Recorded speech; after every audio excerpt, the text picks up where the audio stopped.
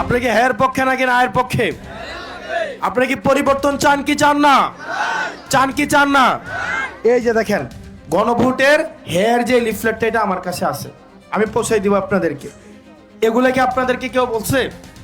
বলে আয়া কি কয়, হা যদি না দেন, আরে না এর হা দিলে নাকি বিসমিল্লাহ নাকি চলে যাবে, রাষ্ট্রধর্ম ইসলাম নাকি চলে যাবে, কেমন মুনাফিকি। এটা আলোচনার মধ্যেই নাই। ৭১ নাকি চলে যাবে। আরে ভাই ৭১-এর মধ্য দিয়ে তো আমি যাই মাটির উপরে দাঁড়ায় কথা কইতেছি, এইটা আমি পাইছি, ঠিক কিনা? আমার যে পরিচয় এটা আমি পাইছি ৭১-এর মধ্য দিয়ে, ঠিক কিনা? আমার যে এই পতাকাটা পাইছি আমি ৭১-এর মধ্য দিয়ে, ঠিক কিনা? তো এটা আবার বাদ যাবে কেমনে? এটা আমারে বুঝেন, এটা বাদ যাবে কেমনে? সেই জন্য আপনাদেরকে এখন কি আর এই যুগ আছে আপনাদেরকে বোকা বানাবে, আপনাদের সাথে প্রতারণা করবে? এখন কি এই যুগ আছে? যারা এইসব কথা বলতে আসে, আমি রেফারেন্স দিই আপনাদেরকে। বিএনপির মির্জা ফখরুল সাহেব বলছেন গণভোটে না এর কোনো সুযোগ নাই, গণভোটে না কোনো দেওয়া যাবে না। আমি দেখাইতে পারবো আপনাকে। মাহাদি আমিন চেনেন, বিএনপির থিঙ্ক ট্যাঙ্ক, পলিসি বানায়। উনি বলছে গণভোটে কিসের পক্ষে ভোট দিতে হবে? হ্যার পক্ষে ভোট দিতে হবে।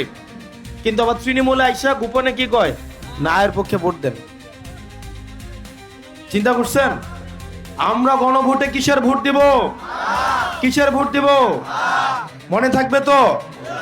এখানে লুকাচুরির কিছুই না, একদম সহজ কথা। আমি চাই আমার পোলাটা পড়াশোনা করুক, যোগ্যতা অনুযায়ী চাকরি পাক।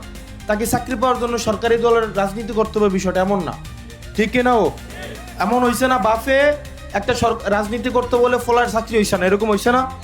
আমরা কি এসব চাই? আর আমরা কি এসব চাই? তত্ত্বাবধায়ক সরকার নিজের মতো করে বানাইতে আমরা দেখছি কিনা?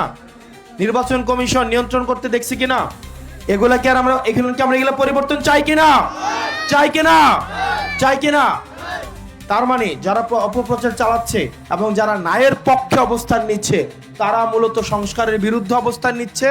বাংলাদেশে এখন দুইটা অংশে বিভক্ত, একটা হচ্ছে গোলামি, আরেকটা হচ্ছে আজাদি। না হচ্ছে গোলামি, আপনি না ভোট দেওয়া মানে আপনি গোলামিকে বরণ করে নিলেন। আপনি একজনের অধীনে চলে গেলেন, যে সারা জীবন প্রধানমন্ত্রী একবার না 10 বার বারবার হইতে চায়, এমনের অধীনে চলে গেলেন। আপনাকে এটা চান?